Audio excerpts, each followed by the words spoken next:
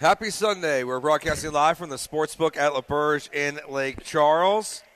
Losing my voice a little bit. A little bit. Joe, Sean, Cam. Hey. We're hanging out with you till noon. What's up, guys?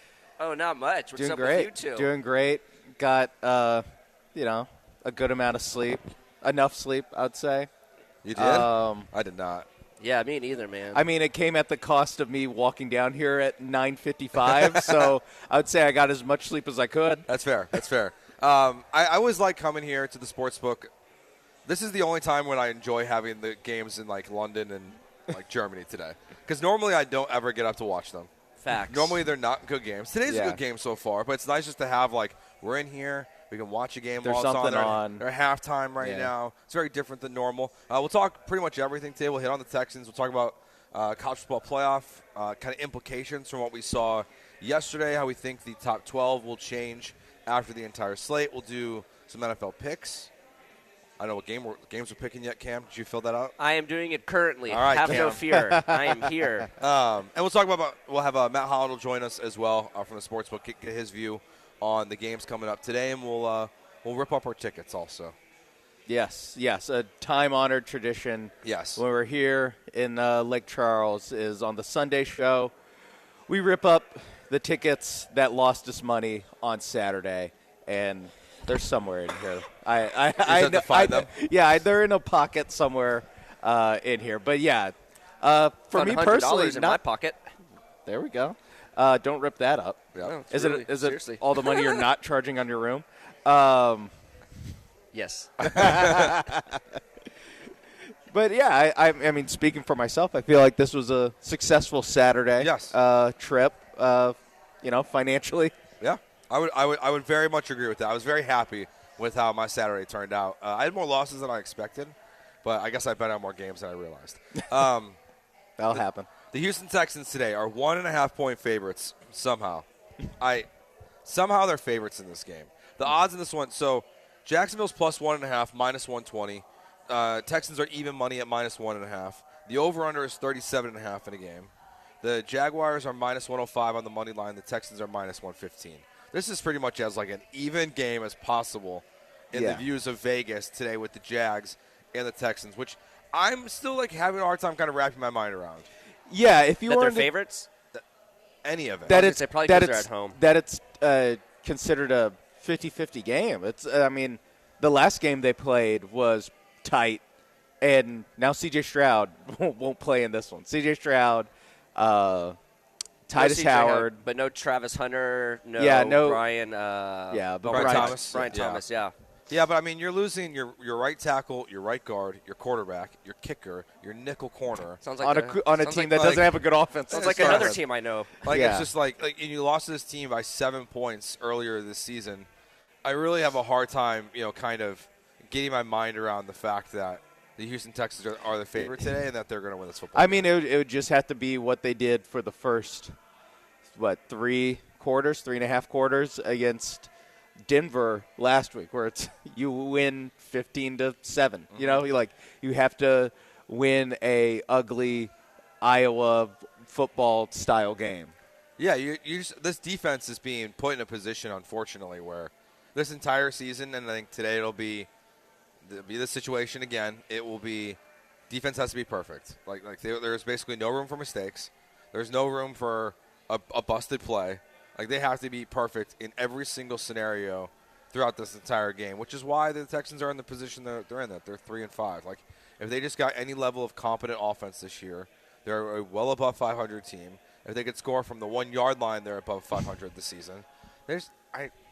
We'll see. I'm not betting on this game today. I got no interest in this one because I don't even know, like the over-under. I feel like as soon as I put money on the under, it's going to be a 42-40 shootout between Davis Mills and Trevor Lawrence. That's funny. Or like, what I'm thinking is it could get over because it's a turnover fest, and it's like pick six, fumbles that set the other team up in the red zone type to kick stuff. a field goal. Yeah, yes, of course. And we'll see, no Kaimi Fairbairn. I mean, it's fair to ask, like, who's – Yes, if he's on your fantasy roster, make some changes.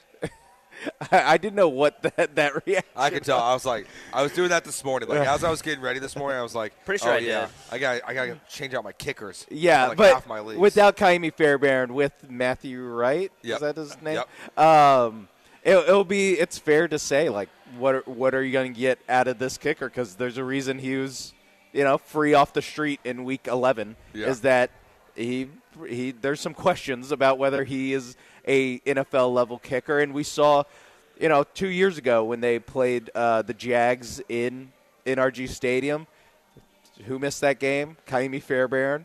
They had Matt Amendola go out there and miss a handful. Or I think it was two kicks. Yeah, that's right. It was 2 kicks that he missed, and they ended up losing, I think, by 3, maybe 6. Like, you can pretty squarely put a loss on having Matt Amendola and not Kaimi Fairbairn I wonder in that game. if there's such a difference between punting and kicking that teams don't even waste time trying to get somebody off the street, instead just use their punter. Yeah. I mean, the last time the Texans had a serious injury, they used Dario Gumbawala. And he kicked it, and he made it. And He he's did make available it. tonight, So right? why Or not? this in 3 hours. That would be very funny if also it's like the Matthew Wright first kick shanks it to the Yeah. right. Next one, Grabs his leg. next one 33-yarder. Here comes Dare. It's such a gimmicky thing, but it worked. It worked for him last time. Yeah.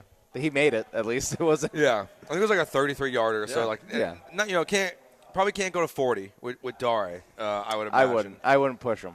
The other interesting part of this game today, though, like, it is funny, like, to think about where the Texans are with their backup quarterback situation. We'll see it play out, but like, they paid Davis Mills like a decent contract. Like, he's not a cheap backup quarterback.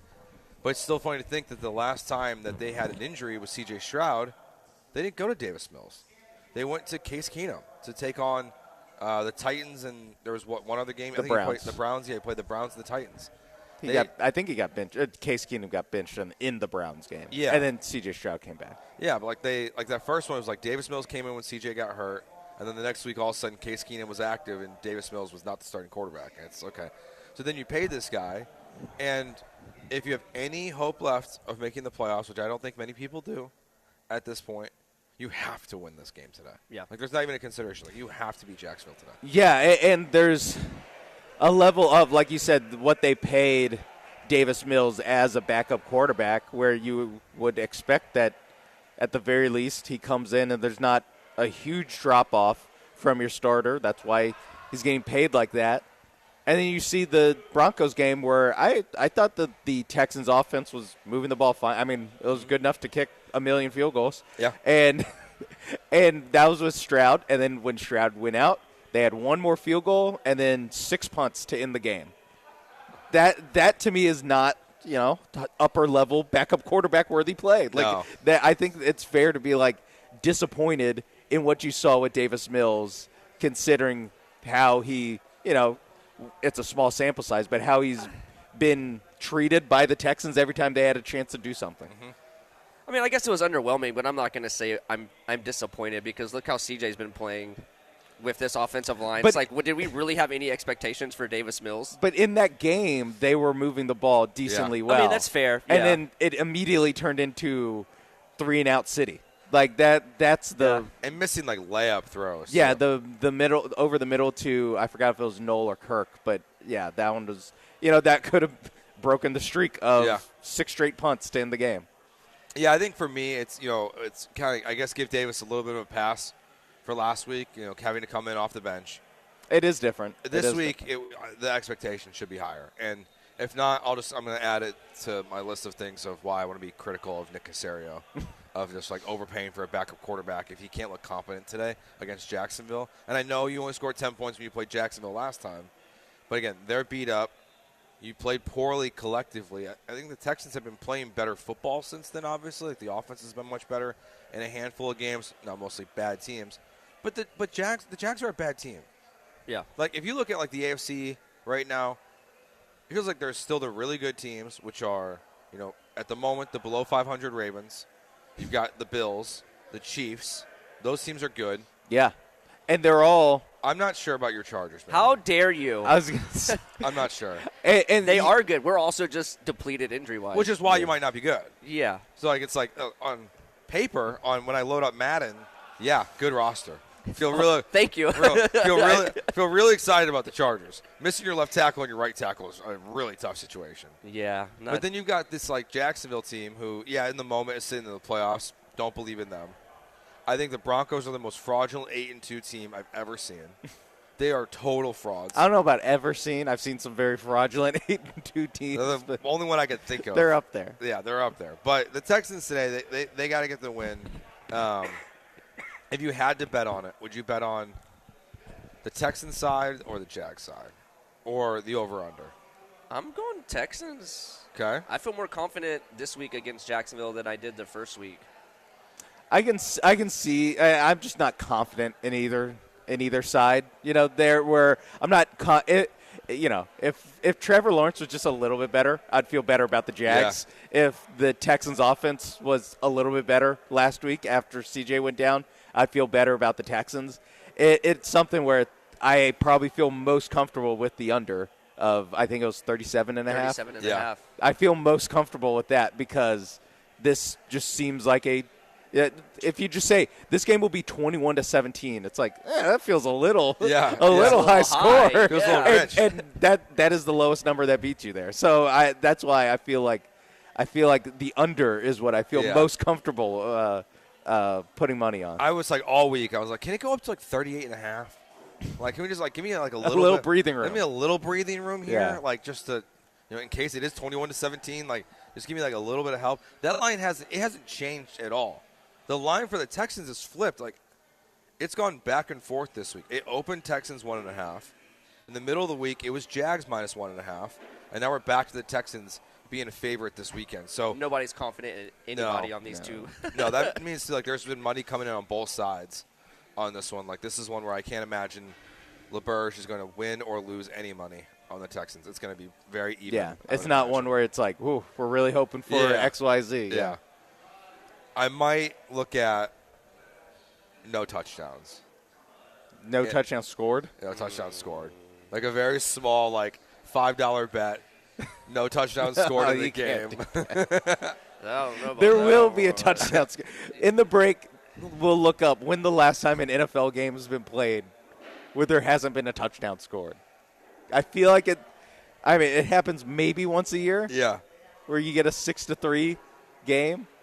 But doesn't it cannot happen that often. But doesn't it feel like it would probably involve the Texans with Davis Mills at their quarterback?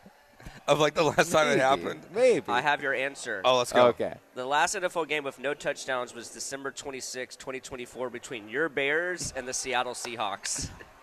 Thursday Night Football, 6-3.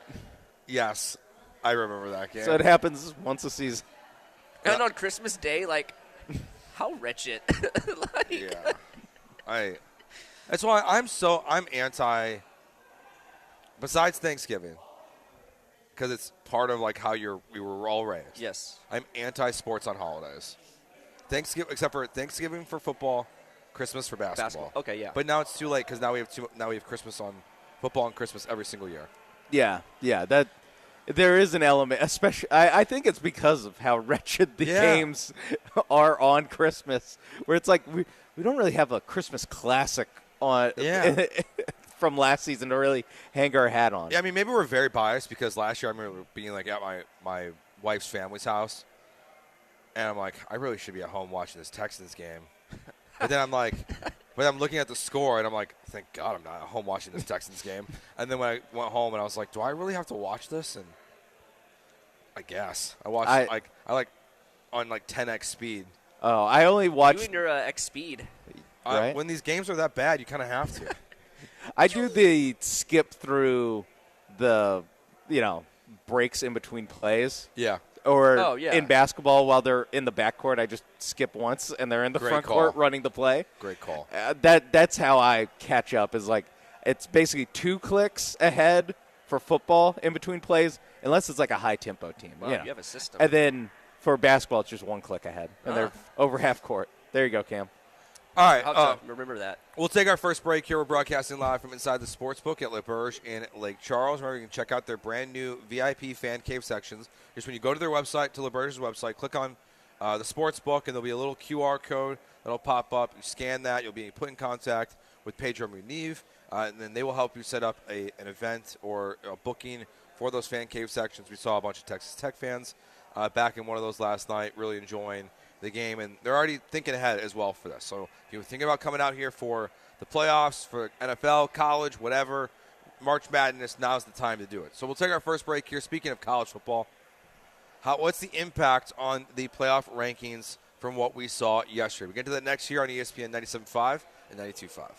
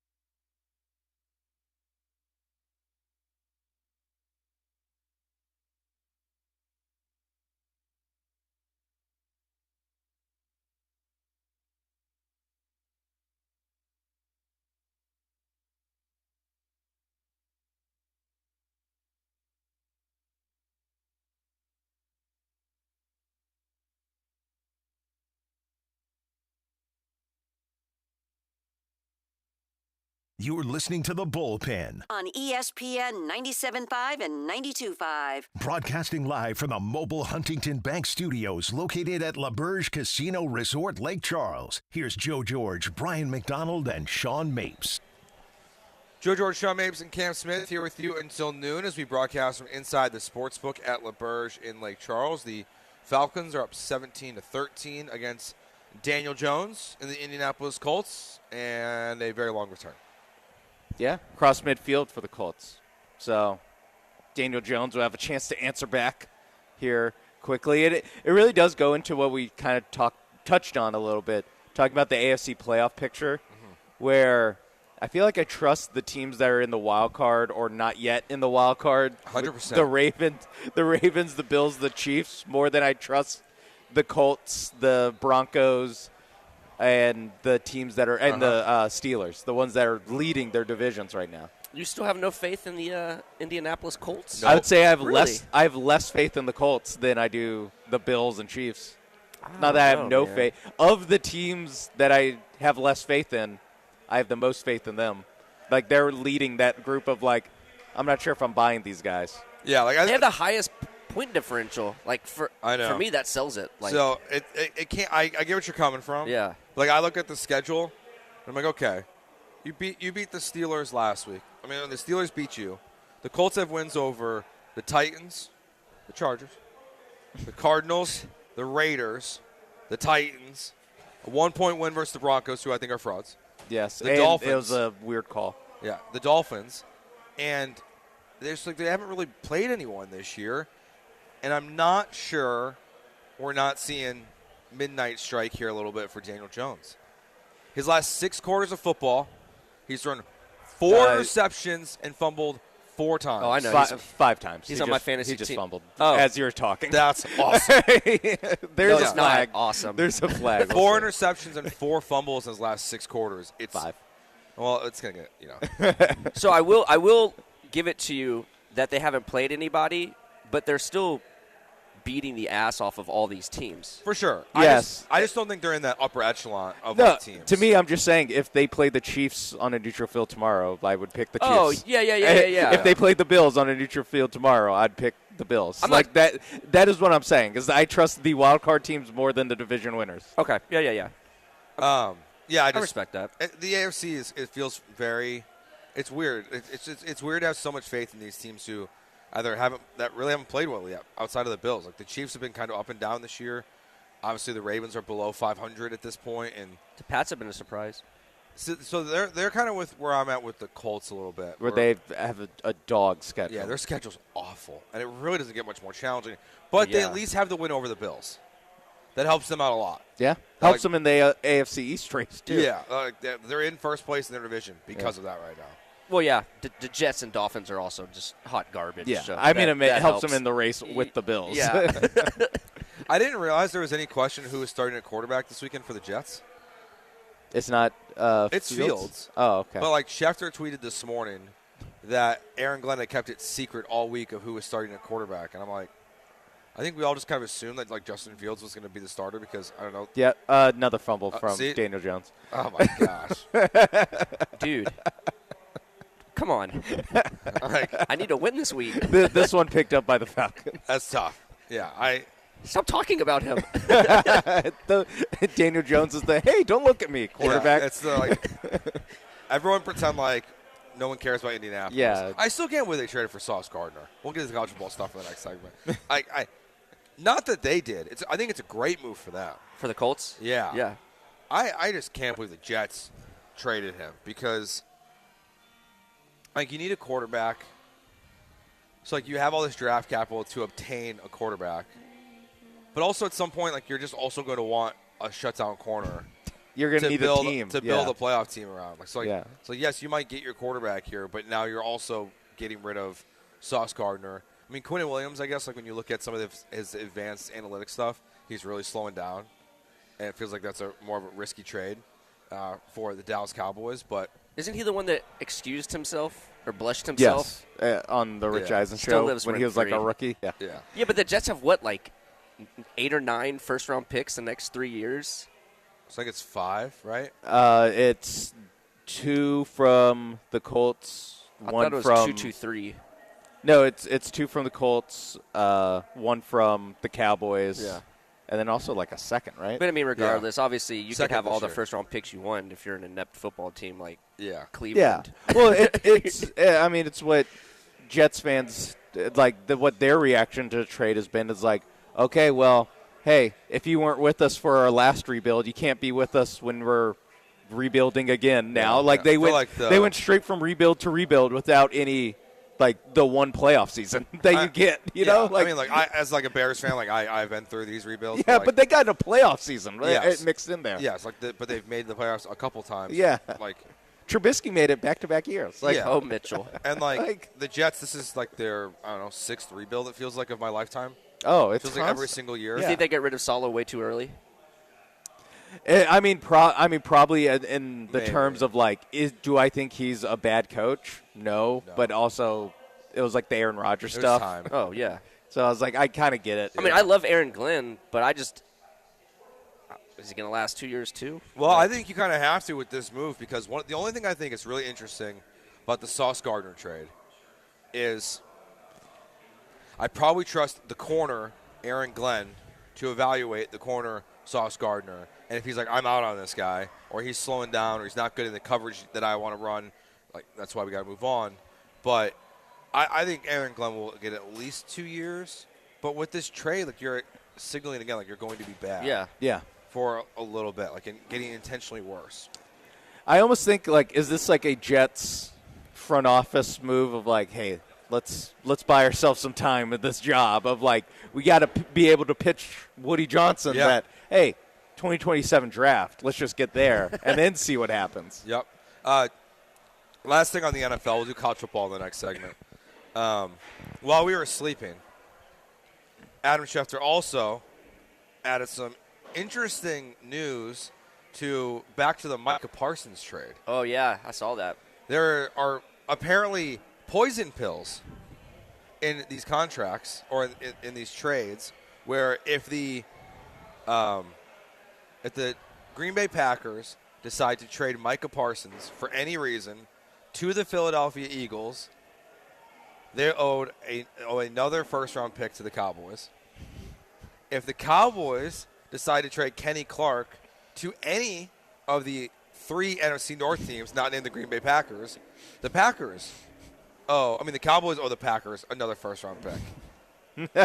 Did you know this was a thing? No, and I will say I understand how in negotiation this happens. I don't think the Kenny Clark part is necessary. No. That almost feels like spite. For sure. No, it feels and we'll do the same on our end. Yeah. It feels you can't trade Michael Parsons to the Eagles, and Yeah. we'll make sure we won't trade Kenny Clark to the division rivals. Yeah. And if I'm the Packers, I'm sure. I'm not that upset about Yeah. it. It's just crazy it's that not it's keeping both me up at night. 4 first-round picks. Parsons, yeah. I get. Kenny Clark, come on. Clark, for real? come Well, that's what I was like. I'll cut him before I do that.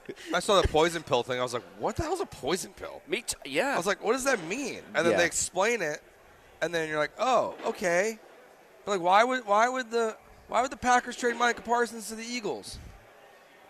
Well, that too. It's not like they traded him to a team who's not looking to compete in the next 5 years. And Yeah. it seems like it could be he's there for one season and then he goes to where he really wanted to go. Yeah. But that's how you know Dallas is doing it out of spite because it's only Philly that they're Yeah, blocking, yeah, that they're doing this for. please trade him to the Commanders. Yeah. We don't care. Yeah. Trade him to the Giants. We don't care. Micah Parsons' agent must have made it very clear he wanted to be an Eagle and an Eagle only at some point when talking Yeah. to Jerry Jones. It must have been I could see that. he wants to go to Philly. Please trade him to Philly.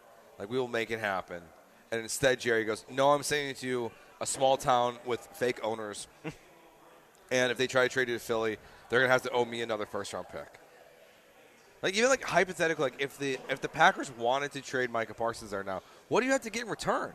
Because you have to give up a first-round pick to trade him. to trade Micah Parsons. Do you have to get 3 first-round picks and a second or Yeah, something? at least, yeah. You have to, because I need one of those 3 is just refund for Or the like one I AJ have to sit yeah, out. yeah. A.J. Brown. Yeah, it's I need maybe 3 firsts and 2 seconds. Player out, first rounder out, 5 picks in. like that feels like a balanced trade. All right, we'll break down what happened yesterday in college football. We're broadcasting live. Cam Smith, Sean Mapes, and Joe George from LaBerge in Lake Charles.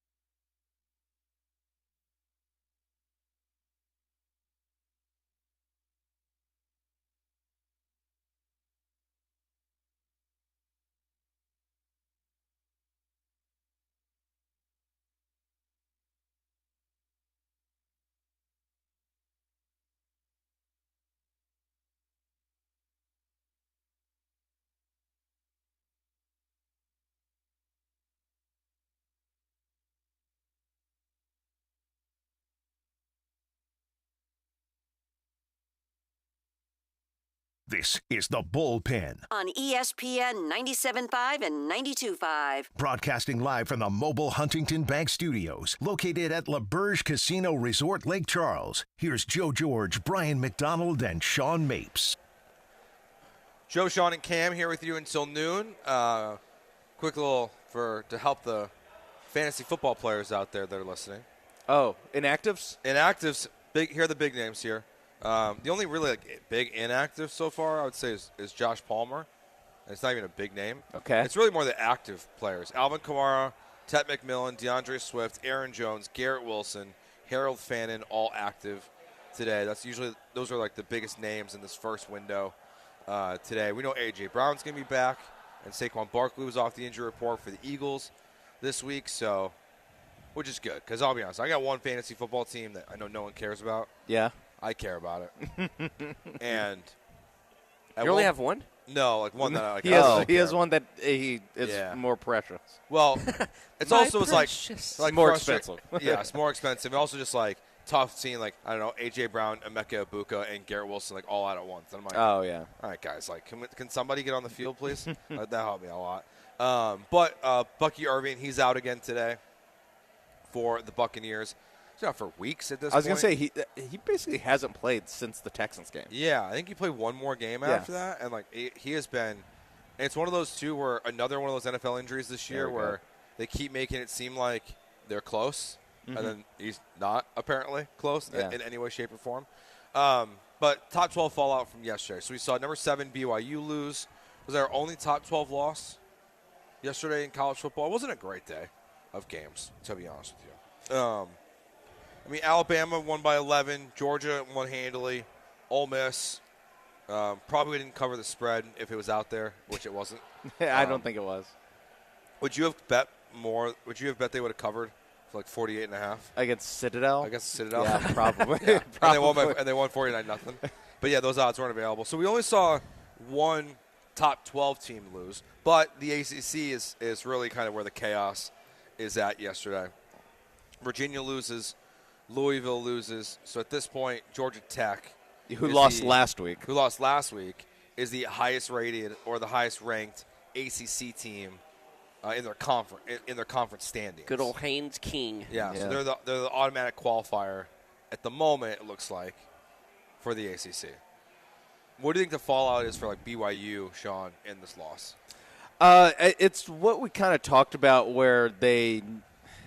I guess 29-7 doesn't look as bad as it felt because it was 19-0 for most of the game. Yeah. It was – there's never a moment where BYU felt like they were the better team or in the game in any real way.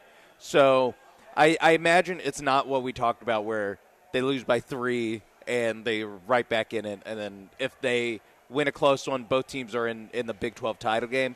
It was a little bit more lopsided than that. So that might hurt them, although all the ACC teams that you mentioned losing kind of give them a soft landing in that like teens range of they'll probably be still ahead of Miami at the very least. So I think that BYU, it's not like a complete disaster, but it also wasn't the best case like loss scenario for them where it's a closer 50-50 type game. I think there's still definitely a path to understand the top 12 with how the rankings are playing out. You've got Tech and OU with 2 losses. You got Notre Dame with 2 losses. Oregon, not good. Not a good football team, I don't think. I think I'm out on Oregon. Interesting. I know it was pouring rain, but they only beat Wisconsin by 14 points. That was it is back-to-back like ugly wins against the Big Ten West. So I would put BYU. To me, I put them at like, I guess like 10 probably. At this point, like they have to go behind Texas Tech. Obviously, I put them behind Oregon, even though it's ugly football.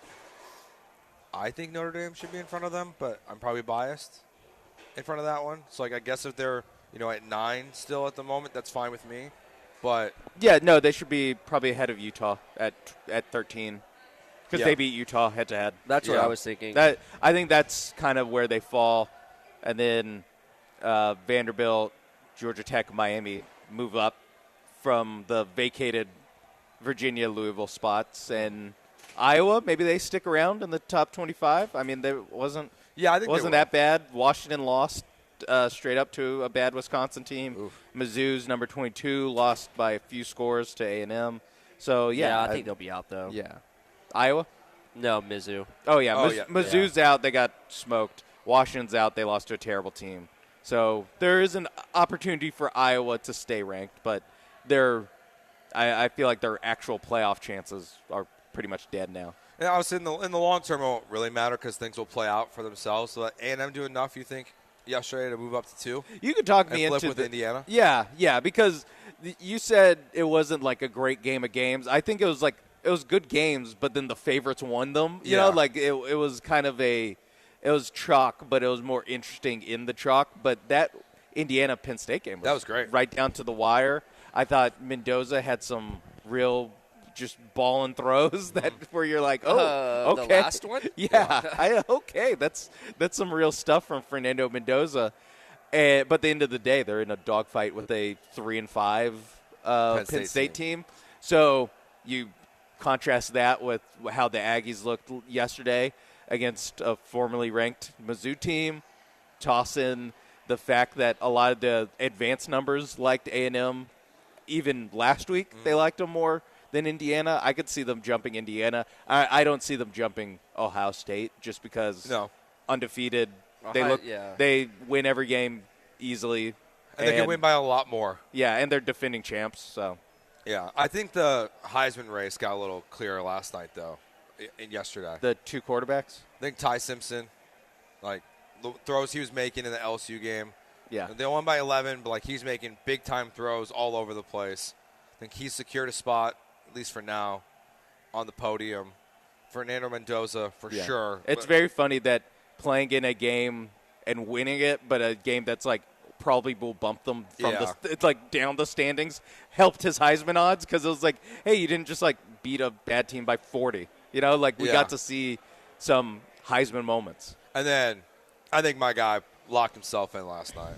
Jeremiah Love? Yeah. I'm for that. I mean, that touchdown run where I'm, like, looking at the TV across the screen from me as I also see snow happening in Chicago right now. Oh. That sucks. Maybe I won't be betting on that game today. No. And Jeremiah Love is down in the backfield, it looks like. All of a sudden, he's being taken down, but his feet, he never touches the ground. He just rolls over on the dude's body and then runs for it. I was like, that's a Heisman moment. So I feel like those 3 guys kind of separated themselves yesterday. Julian Sainz just not playing enough. Yeah. Like, they're just having to take him. They're taking him out too early because they're just dog walking. It's the Fernando Mendoza problem until this week, where it's just like, I can tell you're good, but also every team you're playing is so outmatched that you just blow them out. All right, we'll take our next break here. It's Cam Smith, Sean Mapes, Joe George. We'll do Mount Rushmore +1 in the second hour of the show today. So we got all that coming up as we broadcast live from inside the sportsbook at La Berge in Lake Charles.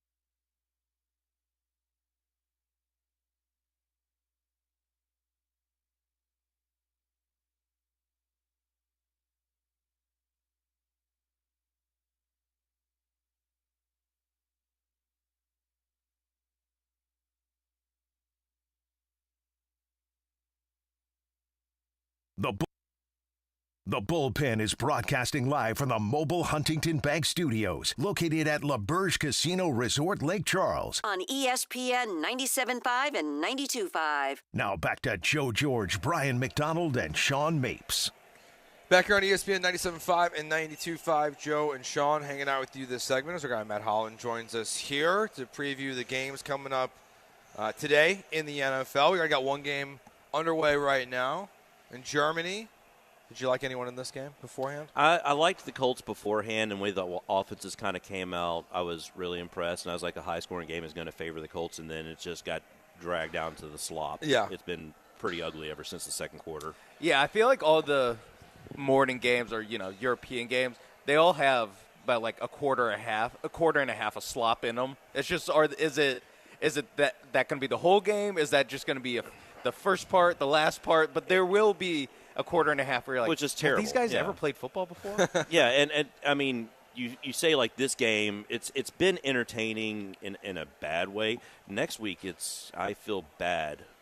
Is that the Madrid one? Yes. Where it's Dolphins and Oh, I forgot who the Mariota Commanders. Oh, Marcus Mariota versus Tua. Yeah, we are in for a treat. I am so glad I am not working that morning. I can just sleep in and just not have to sweat that out. Yeah. All right. Well, speaking of slop, which one do you want to start with? Bring up Browns-Jets today. Okay. Is today the week that we see Sanders? It could be. That's the only ongoing storyline with the Browns that I can see. Is this finally going to be the week? In my mind, so. they're in the zone for it. Yes. Because coming into the season, I was like, okay, so all these guys are gonna play because none of them I believe in are that good. Mm-hmm. And I know it's like, okay, Flacco will probably just kind of be the steady hand and then they'll give Gabriel because they did draft Gabriel before Sanders. Yep. And I was like, that kind of puts you in like Thanksgiving range is like when Shadur Sanders will probably start playing for this team. Yeah, because I figured you want to give him like at least like 5 games this season. Mm-hmm. So like we're getting pretty close. See what you time. got. Yeah. But there's been this weird like it almost feels like a fake injury at some point, where like they keep also talking about his back and his shoulder and. Like, is Shador really hurt, or is this just kind of another reason? The Nussmeier conundrum is what we're going to call it? Yeah. Okay. Yeah. All right, yeah. The Nussmeier, the Kyler, the J.J. McCarthy. Yes. I feel like Yes. 2025 is the year of the mysterious injury. Yes. I keep waiting for, just because, I mean, you're trying to drum up some interest if you are, the Browns organization. And, having a quarterback battle, it gives you something to look forward to the future. It just doesn't make sense why they haven't taken that step just yet. They're not going to be a playoff contender. It's not like they're actively trying to tank, but they probably should. Just see what you got, man. Texans favored by 1.5 points. This line has flipped 1.5 all week. Open Texans 1.5, flipped to the Jags 1.5. Now it's back to the Texans. Totals 37.5 in this one. How do you feel about Davis Mills versus Trevor Lawrence today? The good thing is I don't have to feel anything about it. It's an underplay, if anything. I don't like taking a particular side. Just you saw what happened with Davis Mills last week. I feel like the Texans' offense is running on fumes, and they know if they're going to win this game, it's going to be defense that wins it. So just play the under, and I'm more than likely you shouldn't be disappointed. I hope so. I mean, I think we're all going to be disappointed because we have to watch it. But if I can win money while having to watch it, that's positive. That's the thing about like being in this industry is like being from Lake Charles, Saints. I'm a Bengals fan, whatever. I don't have to have any loyalty to the Texans. So if it's a good Texans game, I will choose to watch it. I don't have to choose to watch this one. The game I'm most going to be entertained by is the Patriots Buccaneers. I agree. I mean, just the quarterback matchup alone. Drake May's been awesome this year. Baker Mayfield's been really special at times this year. And the Buccaneers, what's impressed me is how they're playing with like no one out there. Like it's a rotating cast of injuries. Yeah, no Bucky Irving, no Godwin, no Evans, all out in this one. So O-line injuries that we saw start early. So it's Rashad White and Emeka Ibuka. Yeah. So how do you feel also about that? missed a couple games. Yes, he also missed a couple games. Yeah. This is one of those games that I really feel like I think the Patriots are a playoff team, but I think the Buccaneers know what they can do to have success against them is going to be throwing the ball, and Baker is not shy about throwing the ball. So I think it's just from an entertainment perspective, it'll be really just, this will be the Baker Mayfield show, and I'm here for it. Yeah, it definitely kind of like I guess, like, narrative-wise, makes sense of, like, this is a young Patriots team who's more successful than they've been in 5 years. None of these guys were on any of the good Patriots teams. And it seems like it's a very veteran team, Buccaneers team, that's made the playoffs, the last few years in a row now. Like, won their division the last few years in a row. And they're going to, like, come in and be like, no, this is how, like, real contenders take care of business despite injury, despite all that stuff. Yeah. I mean, the Patriots are ahead of schedule as well. I mean, they're trending in the right direction. I mean, the second that they got Vrabel as the head coach, I knew that they were going to be in for some dramatic improvement. I just didn't expect it to be, hey, we're going to contend for the AFC East. Yeah, we're going to beat Josh Allen in his house. That's an extra large leap that they made. Yeah, and I mean, it's weird to me because, like, one of the reasons why I was like, if they are going to do that this year, well, Travion Henderson is going to be a big reason part of that. Like, he hasn't been. They don't give him the ball. No. It's so weird. Yeah, and like even when they're winning, like they're dominating games, it's like, okay, well, this is where you put your running back in and let him just, keep running it. Instead, they're putting the third guy in. Yeah, he doesn't even get the garbage time work. Yeah. Well, I mean, they've also had the problem with Stevenson, Ramondre having the fumbles. Yep. And he's out today. Yeah, it's been kind of like they just managed to overcome. Mm-hmm. It might not be the sexiest wins in the world, but, I mean, they're putting together W's. Yeah, and it's like, hey, this isn't college football where we need a resume for the committee. Like, if we just win enough of these Beat the teams games that you're supposed to do, which is, hard enough in the NFL. Mm-hmm. And they're doing a good job. Yeah, we see it everywhere. Yeah. This one's a little later in the day, but Rams 49ers, the line's up to 5.5. Rams 5.5-point favorites on the road. 49ers are an interesting team. I would imagine like they're a hard team for you to even evaluate from a line perspective because they play pretty competitive every week for the most part, but there's so many injuries, and we're seeing Mac Jones again today. And I can't get over the fact, and I think I've had money on San Francisco, and it's like they're almost pull it off every single week. And the Rams, we've gotten a lot of some pretty sharp action, I guess you could say, on some like conference winners, Stafford MVP, things of that nature. And, I mean, the 49ers beat them earlier in the season. Now, granted, it's a different 49ers team. They were a little bit healthier then. But these two teams, they play each other close. Shanahan and McVay, they know each other's playbook. And it's a rivalry game. But kind of like what you said, man, they're just so injured that I think at a certain point you're going to run into competition where it's just like the Rams are healthier and they're just the better team. And they should be more than a touchdown favorite. But they're just not because MacGyver. That's what Shanahan is. Yep. He's MacGyver. I have a piece of a toothpick and a bubble gum, and I'm going to go ahead and be competitive. I'm hoping Ben Johnson can be that for me in Chicago at least. But, I mean, he's done a good job so far. They're favored by 4.5 today. Mm-hmm. It's snowing. I saw that. Snow season already. And we are 60 degrees right now, and it's going to be in the 20s here in Lake Charles. Yeah, I mean, I'm cold. I'm a little chilly right now. I'm wearing a hoodie. Yeah. But, it's snowing in part of the country already, which is absurd. It's awesome. Would you, like, from a general, like, betting philosophy? Yes, snow games. It snows. Run away, under, all the rushing props you can do. Because the equipment's different, man. Yeah. I've seen snow games where they're putting up ridiculous numbers because it just doesn't affect them. And, I mean, the thing that kind of I think the Bears are a sneaky good running team. Mm-hmm. And it's not like it's going to be covered, like there's going to be a sheet of ice on the ground. Their run game is still going to transition. I feel like they should be the favorite, and I think that y'all are going to be a sneaky 7-6 seed when it comes to the playoffs. Awesome. If they win, I'm trying to say nice things that way you don't bring up last week. No, I'm not going to bring it up. Okay, good. We're on to next. We're off to Cincinnati. Like, I was hoping that I'm disappointed your guys aren't playing this week. I mean, that's one of us. T. Higgins has been a fantasy football savior for me all of a sudden. Mm-hmm. I went against Joe Flacco last week. Oh. Double stab. I think that's the worst thing with fantasy football is when something really, really good is happening for your team, but then you're just watching it. But then you're watching their fantasy points go up against you. Mm-hmm. And you're just like, well, like, can you stop? Can you give it to the other guys? Yes. Because I want you to win, but I also want you to not be as good. So I'll tell you a funny story. Like as far as like nobody kind of wants to hear about your fantasy football team, but I will say like the biggest individual sports wager I've ever made in my entire life was the Bengals-Rams Super Bowl, and it was a Rams money line.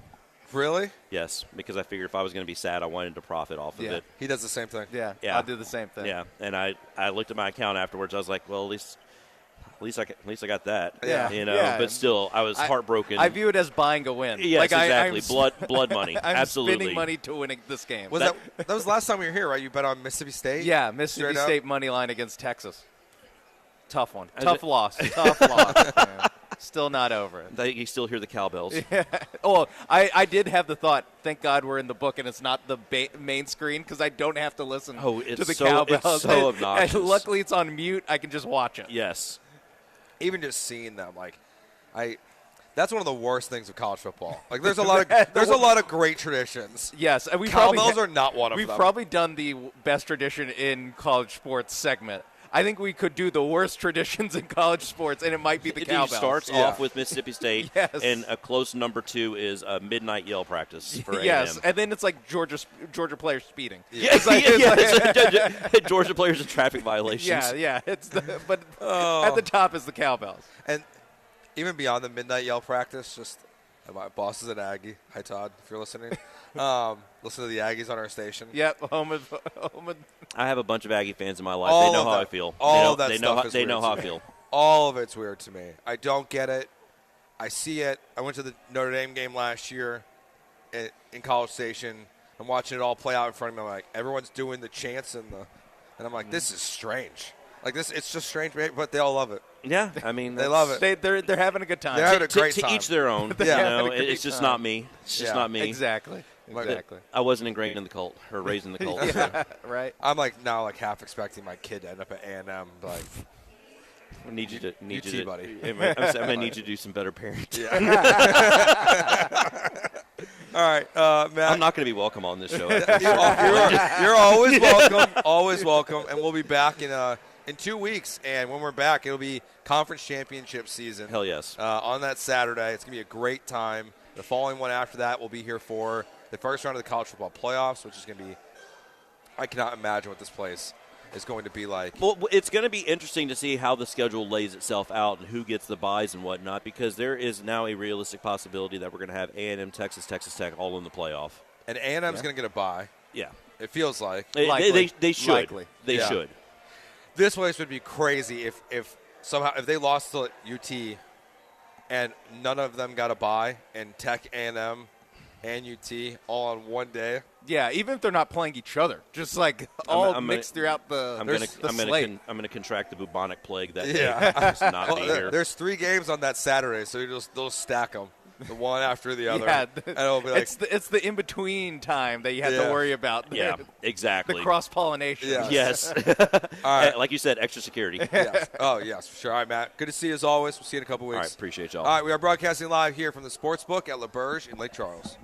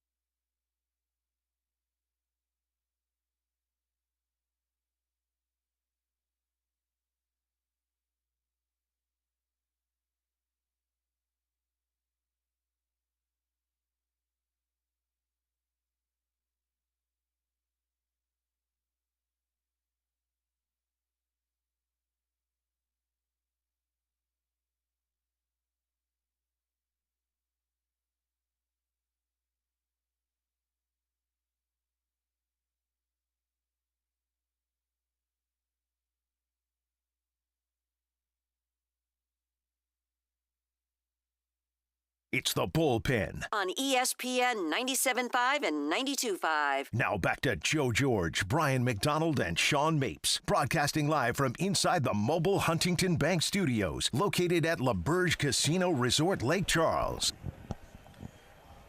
Back here on ESPN 97.5 and 92.5 as we broadcast live from inside the Sportsbook at LaBerge in Lake Charles. The Falcons are up 17-16 right now.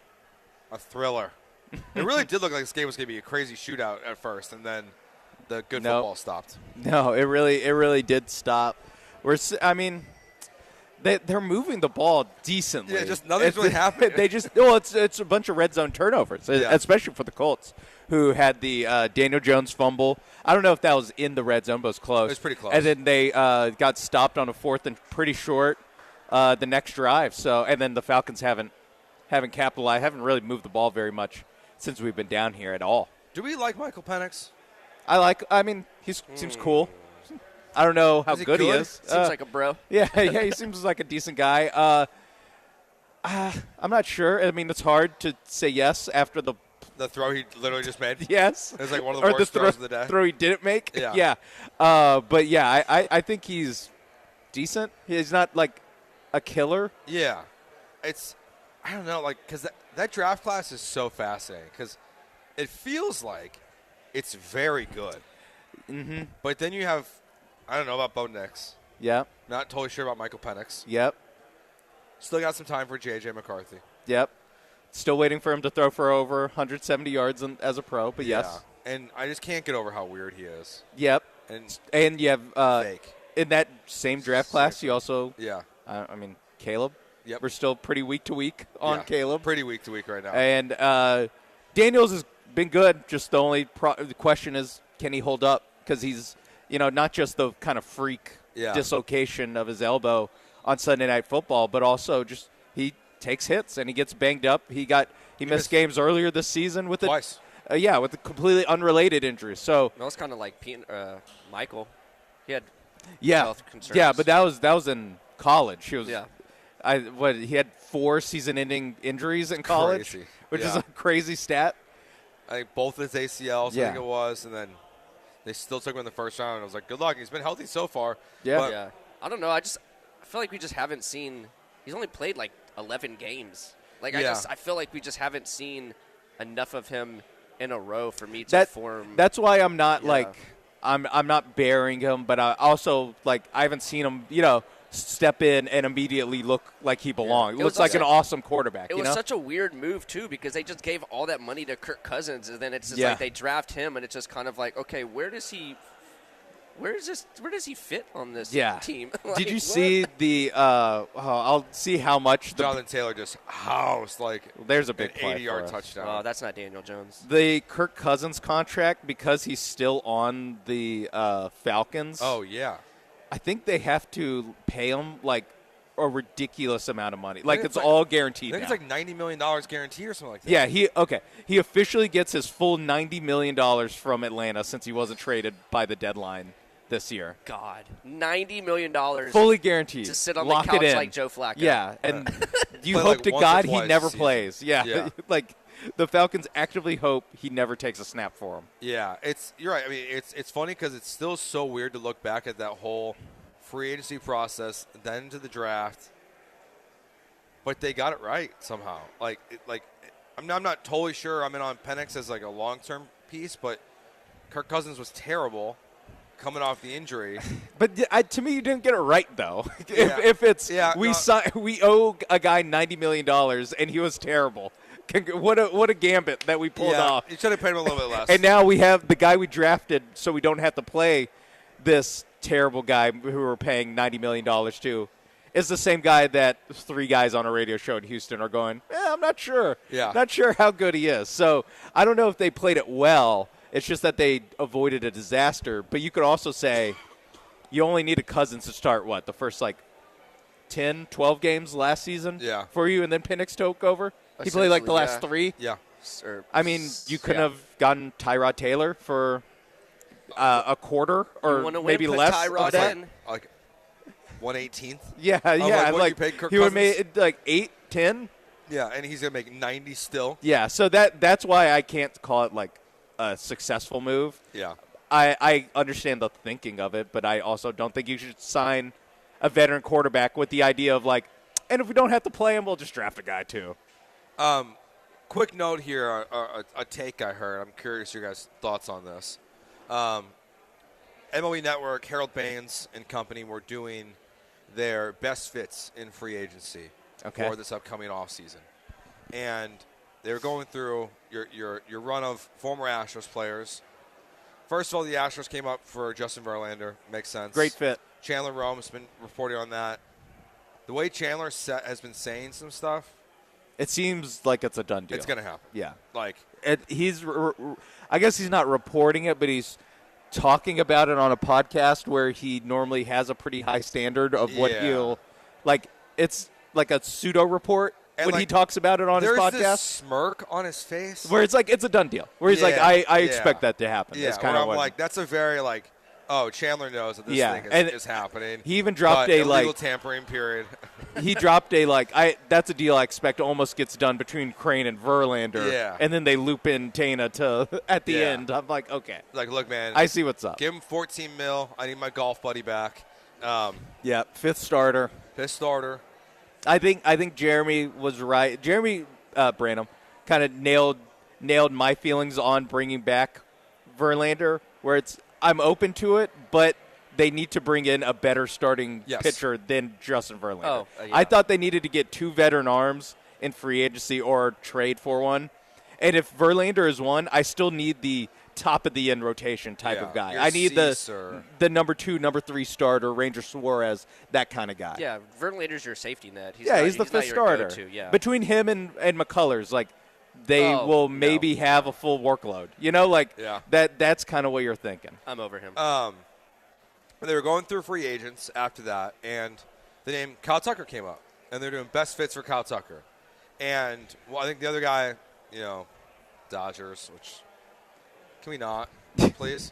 But Harold Baines said that he thinks Kyle Tucker, even though he just won a Silver Slugger award, I do agree with this take, played so poorly, he cost himself in what he thought was at least $150 million in free agency this year.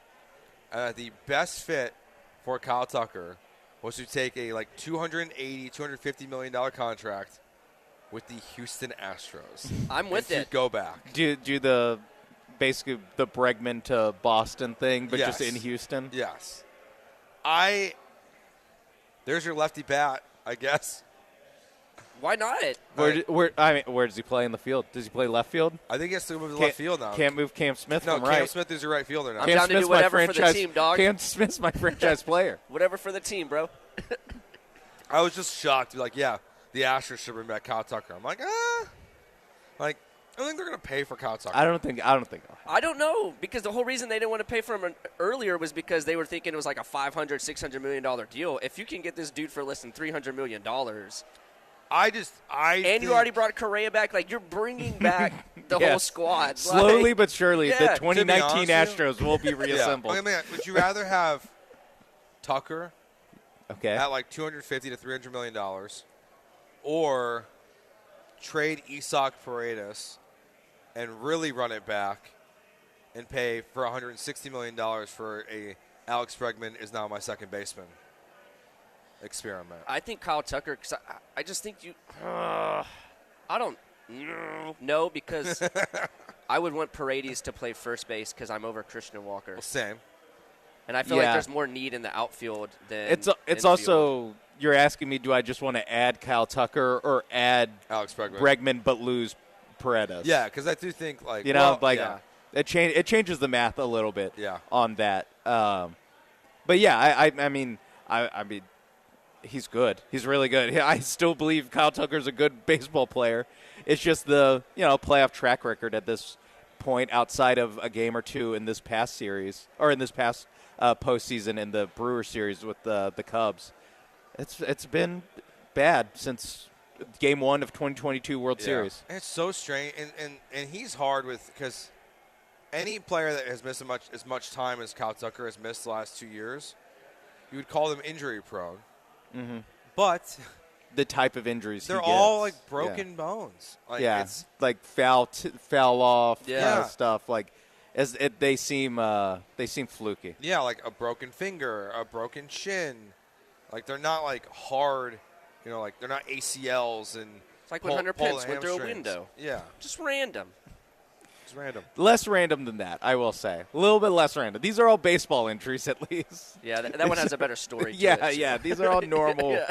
I watched it happen on video type injuries. I think I think we're gonna get a similar story with Joe Mixon, something like that.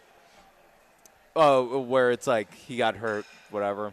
Yep. I hope, and it's just as bad. It's a bad result, but it's easier to tell yourself of like, oh, he got hurt working out in the off season. No chance. It's like, oh, it's a weight room injury or something where like, I don't know, he strained his foot or something. Yeah. Like strained a calf.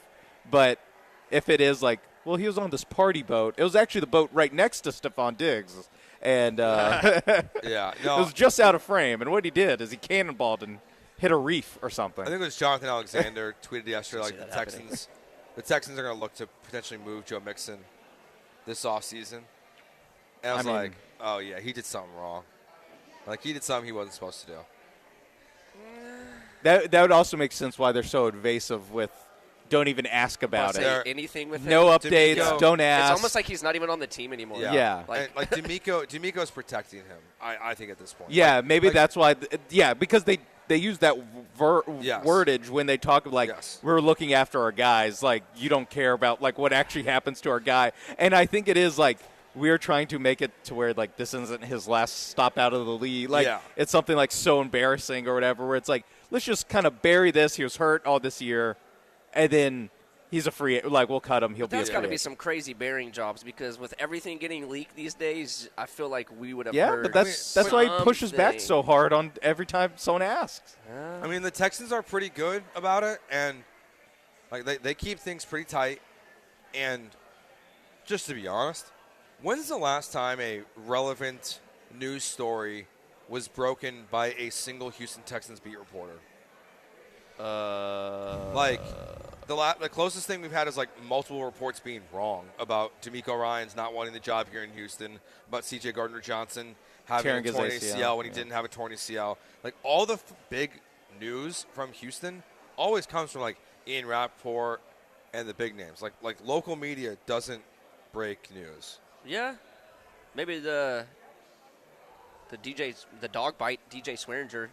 But that DJ Swearinger broke that news. He just said it in the locker room. And it was like what was that like no, 15 years ago at this point? Yeah. it was only 12. God, Only 12. I'm old. Yeah. Is it really been 12 years since the DJ Was Swearinger that days? 2013? Yeah, right? Because I guess it was 14. Okay. Because Clowney my was that draft. God. Right? He was the 14 draft. We'll take a break here. We will do So 11 years. Only 11 years, Cam. Only 11. We're still young. Only a decade. we're still cool. I woke up 28 today. So 11 years ago, you were in middle school? Jesus High Christ. school? I was, in 2014? Yeah, I was 18. You're older. Yep. Long night. I feel like I'm just perpetually 25 in your head. Like, Yes, however I Yeah. was Yeah. when you met me, Yeah, yeah. I am just that age. Yeah, yep, you're right.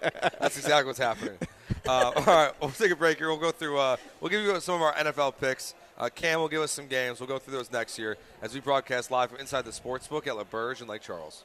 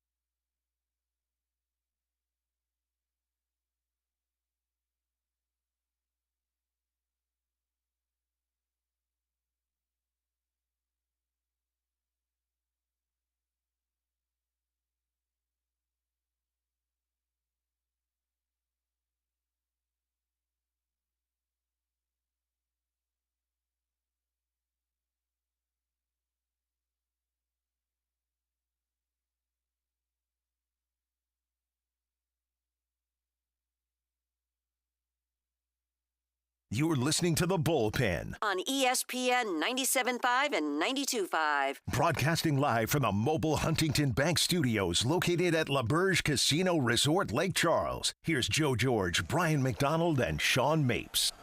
Back here on ESPN 97.5 and 92.5, Joe George, Cam Smith, Sean Mapes. We're going to do some NFL picks here. We're going to rip some tickets as well. Did you find your tickets to rip, Sean? Yes, I did, right here. Right, Not very many. Not very many. So that's good. I got 4 to say goodbye to. Okay. Do you want to take the lead on this one? We'll start with over 44 points, live bet. BYU Texas Tech. Didn't get there. Close. Didn't get there. Close doesn't count. Over 49.5, Ohio State Purdue. Not as close. Not as close. Not much participation from Purdue on that. On pace early. Yes. It was like 24-3 at halftime, I think, or Yeah. 21-3 at halftime, and then they barely scored again. This one was close. This one hurts me. I'm disappointed. Under live bet, 31 points. Oregon, Iowa, loss. That one was painful. That game will be. We will talk about that game later. Yeah. First half over. Notre Dame, 23.5 points, team total. Loss. Goodbye, friends. That was a tough one. Luckily, the minus 28 for Notre Dame full game. Yeah, and I hit Cha-ching. I did a lot. $5 in my pocket. I did a lot. That wasn't actually a $5 one. I did a live bet on Notre Dame at one point, and I won that one. So Okay, there we go. it made up for it. All right, I'll go up, and we'll go in chronological-ish order. Oregon, minus 6 against Iowa. A lot of red zone turnovers, including that interception by Dante Moore, who is weirdly getting hyped as an NFL quarterback. I feel like if you're an NFL quarterback, you don't throw that interception and don't cover 6 points against Iowa. So, rip right there. Washington, minus 6. This was a live bet when they were, I believe, tied with Wisconsin. Yeah. I was immediately rewarded. They were tied at 3, and Washington scores a touchdown. Within a minute. Yes, like by the time I sat down from placing this live bet, I felt good. But then it got to a point where, well, it's still just 10-3. I would like a little bit of pedal to the metal here by Washington, and that actually never happened. Wisconsin tied it up, and then Wisconsin ended up winning 13-10 themselves. So, Washington, you're out of the rankings. You're no longer a resume win for anybody. And I say goodbye to that ticket. Good day, and sir. then final one, I feel like I probably have a high conversion rate of betting on LSU while we're here. Okay. Something about what's on the walls and the people here. Yeah. I'm like, you know what? I think I believe in the Tigers. First game without Brian Kelly. They're going to compete, and I was right. They competed. Unfortunately, they did not cover 10.5. They lost by 11. And it was bad because I had to stay in here and maybe some garbage time nonsense. And no, they did not cover. They lost by 11. I did win my bet in theory, though, because they did compete. So maybe I should try to cash it at the desk and but sir, they competed. Like they competed. They competed, sir. I believe. Come on, give me some money. I did bet on the under in the Texans game while I was just back there. Okay. I couldn't resist it. No, you got to. All right, Cam, you want to make some picks? What games are we picking today? Nothing to rip. Yeah, perfect, Cam Smith. All right, let's get this bad boy started. We can start with Houston versus Jacksonville. Gross. Yeah. BMAC has Jacksonville. I have Houston. Are these straight up or against the number? This one's spread. This one's straight up. Straight up? The last one's spread. Jacksonville. Well. Sean? Yeah, give me the Jags. Sean? Oh, I guess I forgot to do this. Updates. Oh, yes. BMAC is 20-15. I am 22-13. John is 12-23. You're back to 500 at 15-15. There we go. And then Joe, the newest, 2-3. Okay. By the way, this is something I'm meant to tell you. I think going forward, I'll just pick one extra game to get even with everyone else for 5 weeks. Oh, really? Yeah. Okay. Yeah. Sure. I'll just do one extra. I guess to save us the math. Well, thank you. Thank you Yeah. so much. I appreciate you doing that for us. Okay, so Jags. I guess I can't ask John. Text him later. Yeah, I'll we'll get Belmer's now, because feedback. I guess you have like 30 minutes. What's the next game we're doing? Also, straight up, Tampa Bay versus New England. I'm going to go Buccaneers in this one. I think it's going to be a good game, but I'll take Tampa. Okay. I will also go Buccaneers. Oh, okay. So even split. 2 New Englands, 2 Tampa Bays. Baltimore versus Minnesota. Baltimore. Okay. Man, how much is it snowing? Can we get a live look? Not Jay Glazer spiking a football. It's in Minnesota. Oh, it's in Minnesota? I think so. Yeah. Oh no, yeah. the Bears game is the one Yeah, that's yeah. Okay. Then I don't care. Give me the Ravens. All right. I don't care Clean about the sweep. weather. Obviously, Chargers versus Pittsburgh tonight, Sunday night game. But MeMax got Pitt. I obviously have the Chargers. I hate Aaron Rodgers, so I'll take the Chargers. Tight. I was hoping you would give a better reason to pick the Chargers. Do you need a better one? I'll go Pittsburgh. I was ready for the sell job on why I should pick the Chargers. No offense, Cam. They're just very hurt. It's almost a bleep Aaron Rodgers. That's how I'm feeling this morning. Well, hello. Good morning. All right, tiebreaker. This is obviously going to be the spread. San Francisco versus the Rams. Rams are 5.5-point favorites. Oh, man, I like that number a lot more at 4.5, but I'll just roll with the Rams.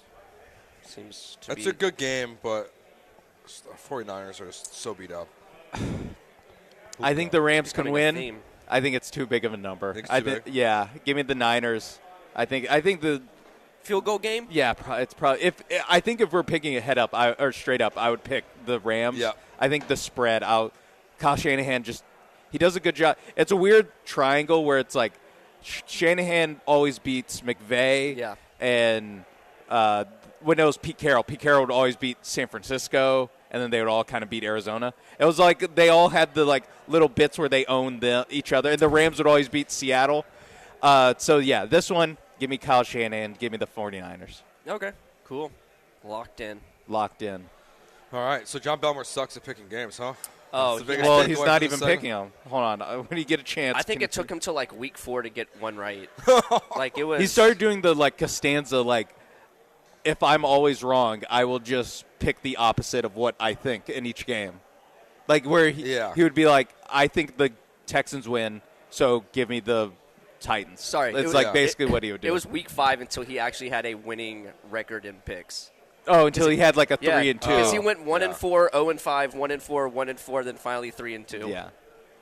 Yeah, me and Brian. It was an effective strategy, just having him pick first and then pick the opposite for a while.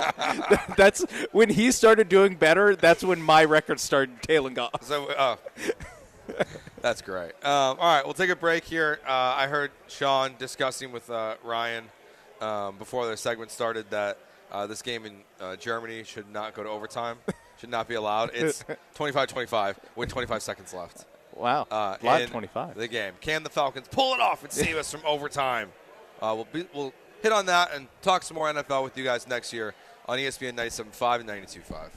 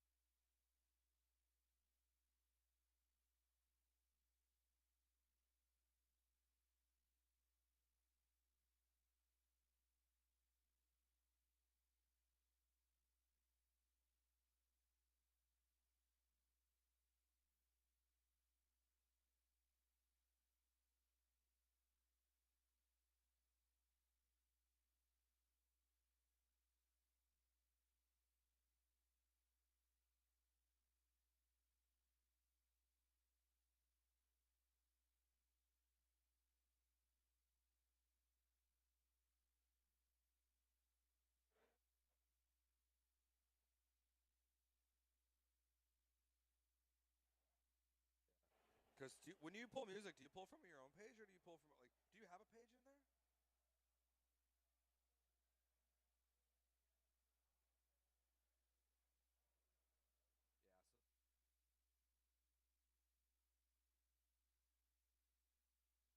So the buttons don't go away. So it could be like a dead file too. That like can kind of catch you off guard. So that's why I like to build out my own page because it's like I know what's on my page, including music.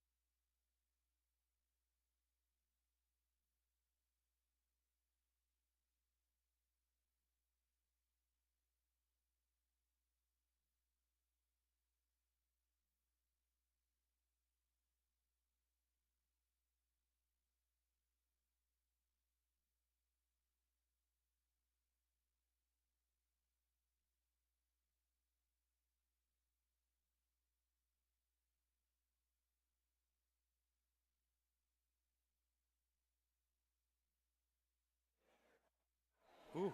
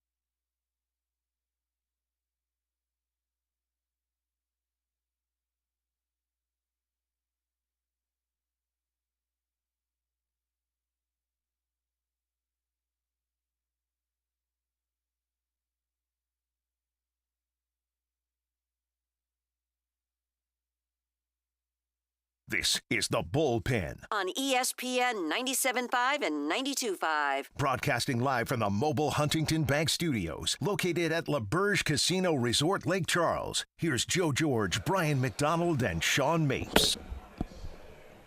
Back here on ESPN 97.5 and 92.5, Joe George, Sean Mapes, Cam Smith here with you. Got about another 20 minutes left to go in the show today. Sean just got done placing his bets. Yes. Was that an invitation to talk about them? If you want to, okay. you don't have to. The under and the Texans game. Yep. All right, so we're all that together. That we talked about. I'm glad. I know. I didn't want to be against you in that one. So. No. And then the Niners plus. This one was +6 minus. Really? Yeah, Niners +6. and then a favorites parlay with the Bills, the Ravens, and the Bears. Okay. Yeah, I got the under 37.5 in the Texans game. Ravens -5.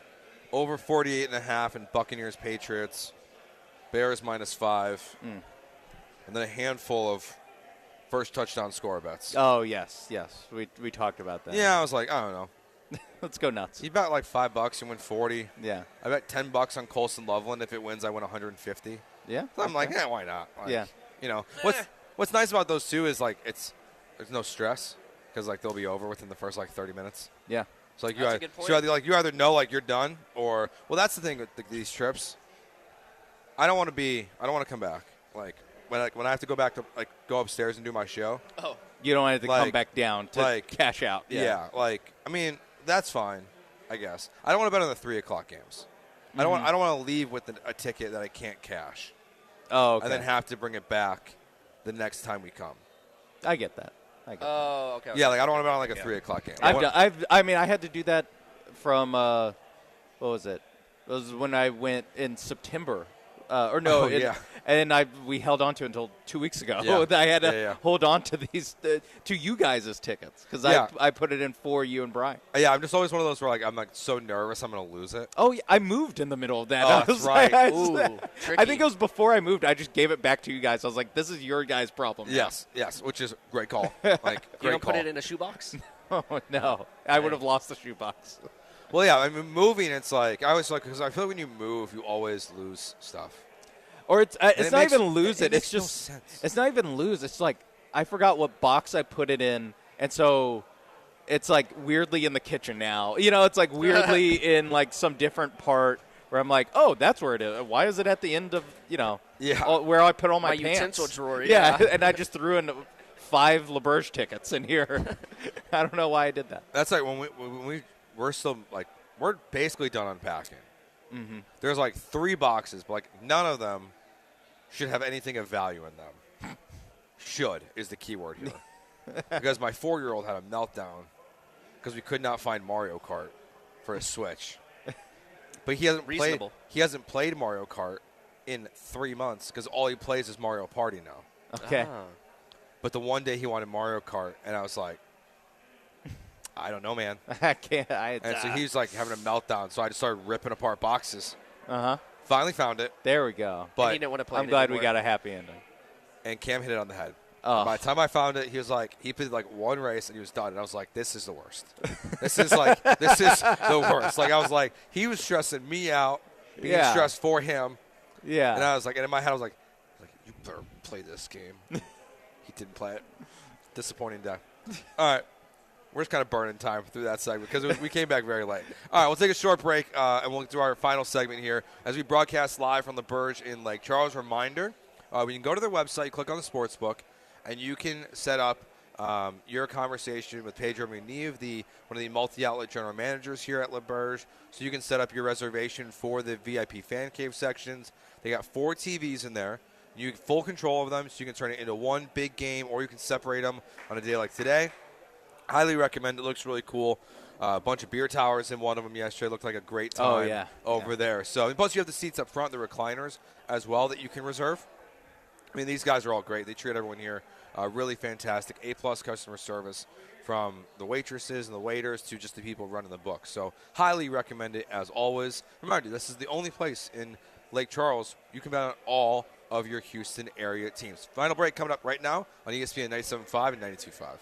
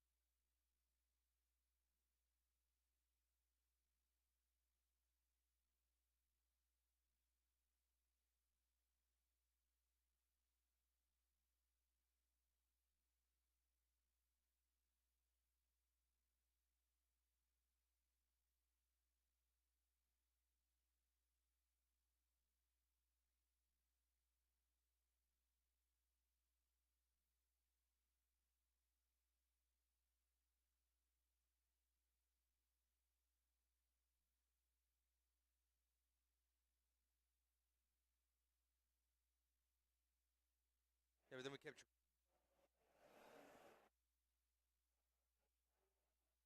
Oh, on the Yeah, because that was. No, yeah.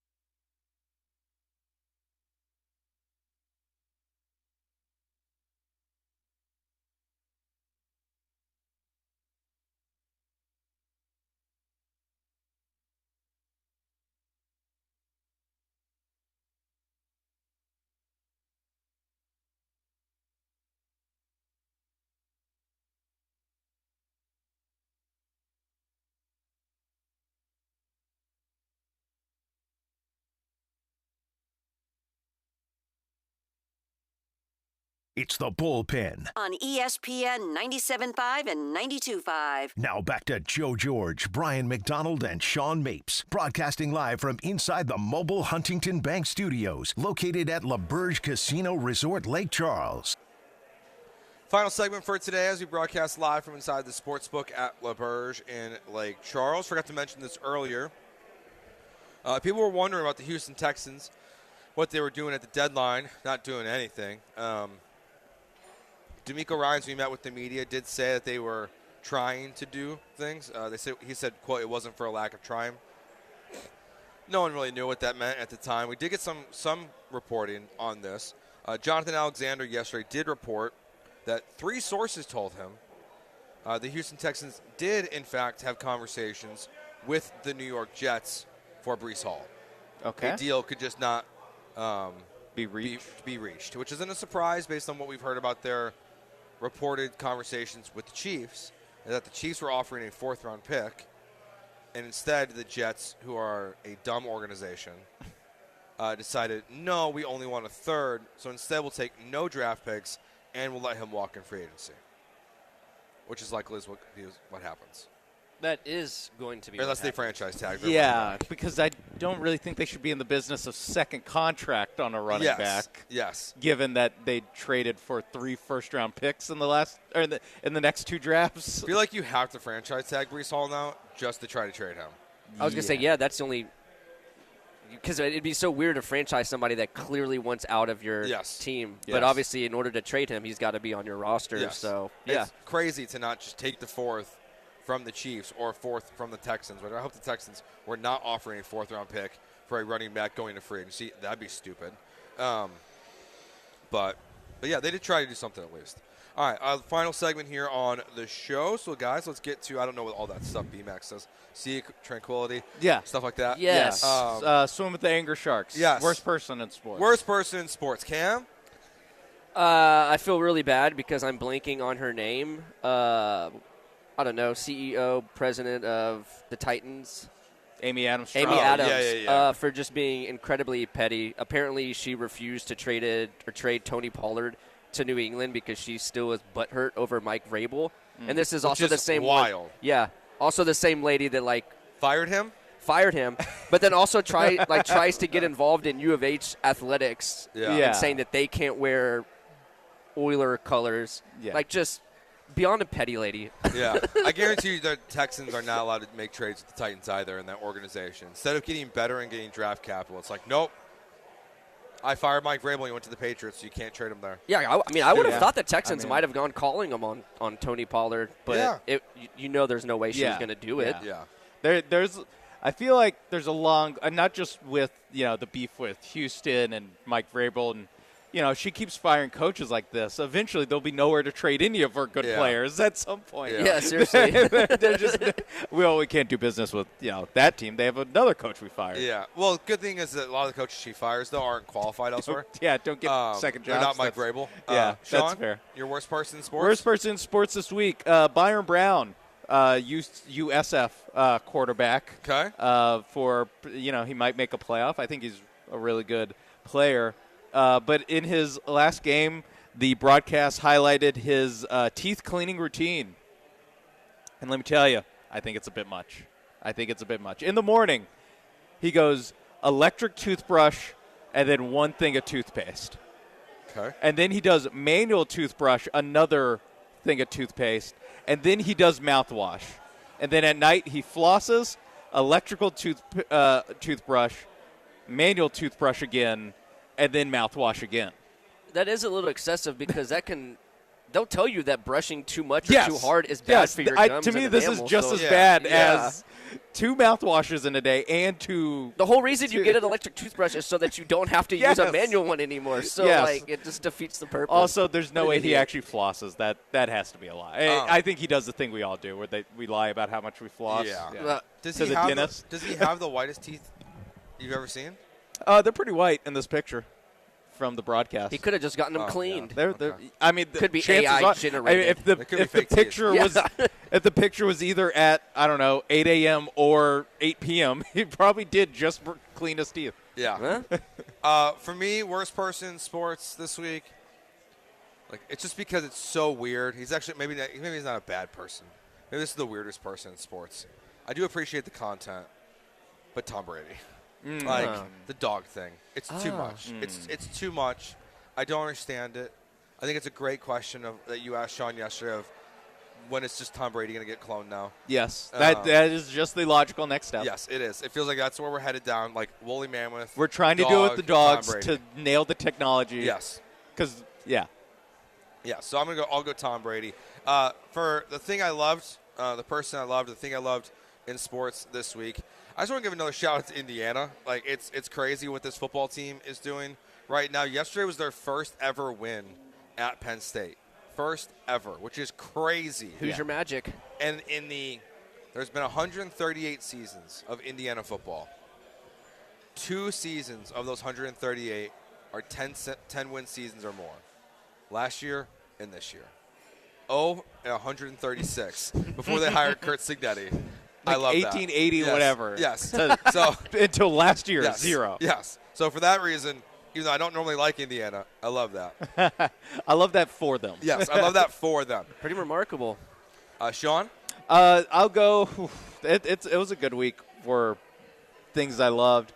Let me go with Derek White on a podcast recently talking about how Coach Mazzulla, what kind of music he plays at practice. And he said that Coach Mazzulla one time played 10 minutes of Machine Gun Fire at practice instead of music. Just Machine Gun Fire. Yes. Did he say why? Just toughness. The whole the whole Joe Mazzulla thing of he's so strange. You have to be a psycho at all times. Clearly, was he trying to get him to run faster? I mean, I don't know. Ducking and or dodging. It's good. It's going to be war out there tomorrow. Oh Lord, yeah, gotta brace yourself. Yeah, I don't know. For all those rounds coming at you, Try to throw you off your game or something. But crazy. Yeah, that. I mean, I love everything about Joe Mazzulla. Oh my! And he's one where normally a coach like that is as strange as he is. I'd be like, if they ever start losing, they're out on him. Yeah, he might be just weird enough to where even if they start so losing, strange. Even if they start losing, he might be okay.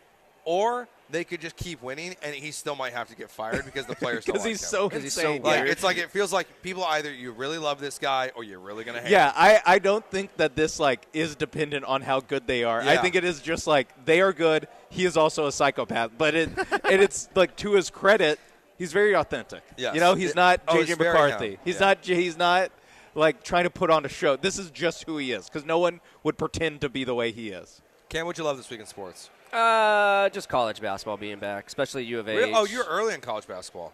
Yeah, I mean, it's U of H. I'll watch every game if I can. Didn't cover yesterday. No, but They still won by 17. I was gonna say win's a win. They won by, I'll still playing take almost a Townsend. 20 point win. Yeah, I saw that. They were favored by 26.5 versus Townsend or whatever it is. Well, also, Doug Gottlieb's still very bad at coaching basketball teams apparently. yeah. What did they finish last year? Like 3 and Yeah, and they started the team 0-2, and like they lost to like one of the worst teams in the MAC yesterday. Was he coaching Green Bay, Wisconsin, or something? Yeah. Green Bay, Milwaukee, I think. Oh, either way. I mean, dear God. Yeah, not great. All right, that will do it for us here on the show today. Before we go, I want to say thanks to, first of all, these two gentlemen, Sean and Cam, for coming out this weekend, doing shows here with us. Had a great time. Thanks to Samantha Rico for all the hard work she did this weekend, taking pictures and videos and ignoring things as I try to compliment her. She also really struggled to put a hoodie on earlier, which was very funny. It was crazy. Yeah. It was like watching someone put on football pads. Yes, That's how she put yes. it on. It was like a baby trying to put jeans on as For a shirt. for like the first time in their life. So appreciate that entertainment today. Wish everyone would have seen that. Still has not heard a word of what we Still has said. not heard a word about how Sam can't put on a hoodie. But thank you to LaBerge for having us out, as always. Matt, Russ, Courtney, Pedro, all the people here working at the sports book. Awesome to us, as always. They really treat us well, treat all their customers great. Appreciate them. Remember, you can book their VIP fan cave sections right now. Just go to the website. You hit to the sports book, scan the QR code, and then you can set it up for March Madness, the Super Bowl, the playoffs, just a regular, Saturday or Sunday as well. During the season, check out all the great restaurants here, including the food from Chef Lionel, who joined us yesterday on the show. That will do it for us today. Thanks to Ryan back in the studio. Thank you, guys. We'll be back here at LaBerge on December 5th and 6th. You can check me out also on Monday with Jeremy and Joe from 3 to 6. Thanks for listening. Enjoy the rest of your Sunday. Peace.